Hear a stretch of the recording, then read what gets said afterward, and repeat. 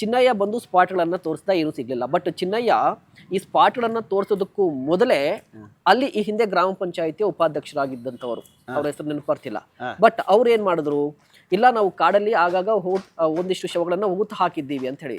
At least ಅವಾಗ ಅವಾದ್ರೂ ಸಿಗ್ಬೇಕಿತ್ತಲ್ಲ, ಯಾಕೆ ಸಿಗ್ಲಿಲ್ಲ ಅಂತ? ಯಾವುದು ಈಗ ಊತ ಹಾಕಿರೋದಂತ ಊತ ಹಾಕಿದ್ದೀವಿ ಅಂತ ಮೊದ್ಲೇ ಅಲ್ಲಿನ ಗ್ರಾಮ ಉಪಾಧ್ಯಕ್ಷರು ಹೇಳ್ತಾರೆ, ನಾವು ಊತ ಹಾಕಿದ್ದೀವಿ ಅಂತ ಹೇಳ್ತಾರೆ. ಹೌದು. ಬಟ್ ಊತ ಹಾಕಿದ್ರೆ ಅಟ್ಲೀಸ್ಟ್ ಅವಾದ್ರೂ ಸಿಗ್ಬೇಕಿತ್ತಲ್ಲ. ಅದಲ್ಲ ಸಿಗ್ಬೇಕು. ಅದೇ ನಾನು ನಿಮ್ಮ ಹತ್ರನೇ ಕೇಳೋಣ, ಅದ ಸಿಗ್ಬೇಕಿತ್ತಲ್ಲ. ಯಾಕೆ ಅಲ್ಲ, ನಾನು ಒಂದು ವಿಷಯ ಹೇಳ್ತೀನಿ ನಾನು ನೋಡಿ. ಧರ್ಮಸ್ಥಳದವನಲ್ಲ, ನಾನು ಹೇಳ್ತೀನಿ. ನೀವೇ ಹೇಳ್ಬೇಕಿತ್ತು. ಹೌದು, ನಾನು ಹೇಳ್ತೀನಿ. ಅಲ್ಲಿ ಕರೆಕ್ಟ್ ಆದ ಜಾಗವನ್ನು ತೋರಿಸಿಕೊಟ್ಟಿಲ್ಲ.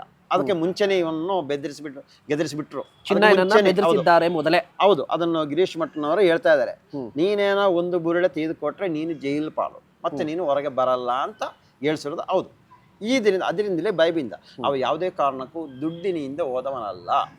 ಅವ ಅಲ್ಲೇ ಇದ್ದು 1994ರಿಂದ 2014 ತನಕ ಅಲ್ಲೇ ಇದ್ದು ಅಲ್ಲೇ ಆಗ್ತಾ ಇರುವ ಎಲ್ಲಾ ಘಟನೆಗಳನ್ನು ಗೊತ್ತವನಿಗೆ. ಆ ಒಂದು ಭಯದಿಂದ ತಿರ್ಗಾ ಭಯ ಬಿದ್ರು. ತಿರುಗಿ ಏನಾಗಿರೋದಂತ ಹೇಳಿದ್ರೆ, ಮಹೇಶ್ ತಿಮ್ರೋಳಿಯನ್ನು ಯಾವತ್ತು ಅರೆಸ್ಟ್ ಮಾಡಿದರು ಅವತ್ತೇ ಇವನ್ನು ಅವರ ಹ್ಯಾಂಡ್ ಓವರ್ ತಗೊಂಡ್ರು. ಅವತ್ತು ಇವನಿಗೆ ಗೊತ್ತಾಯ್ತು, ಇನ್ನು ಇಲ್ಲಿ ನಿಂತರ ಆಗಲ್ಲ, ಮಹೇಶನ್ನೇ ಅರೆಸ್ಟ್ ಮಾಡಿ ಆಯ್ತು, ಇನ್ನಂಗಾರೆ ನನ್ನ ಗತಿ ಹೋದಂಗೆ, ಇವರು ಹೇಳ್ದನ ಕೇಳಲೇಬೇಕಂತ ಈ ರೀತಿಯಲ್ಲಿ ಟ್ವಿಸ್ಟ್ ಆಗಿರೋದು ಸರ್ ಅದು. ಇಲ್ಲ, ನಾನು ಕೇಳ್ತಾ ಇರೋದು ಸರಿ. ಇವಾಗ ಯಾವ ಭೀಮ ಹೇಳೋ ತಪ್ಪ, ಚಿನ್ನ ಹೇಳೋ ತಪ್ಪಾದ್ರೆ 16ರ ವರದಿ ಏನು ಸರ್, ಅದು ಸುಳ್ಳಾಗಾರೆ 164 ಸ್ಟೇಟ್ಮೆಂಟ್ ಅದು ಸುಳ್ಳ. ಅವ್ರ ಮನೆಯಲ್ಲಿ ವಿಡಿಯೋ ಮಾಡಿರೋ ಸುಳ್ಳ, ಸ್ವಾಮೀಜಿ ಹತ್ರ ಹೋಗಿರೋದು ಸುಳ್ಳ.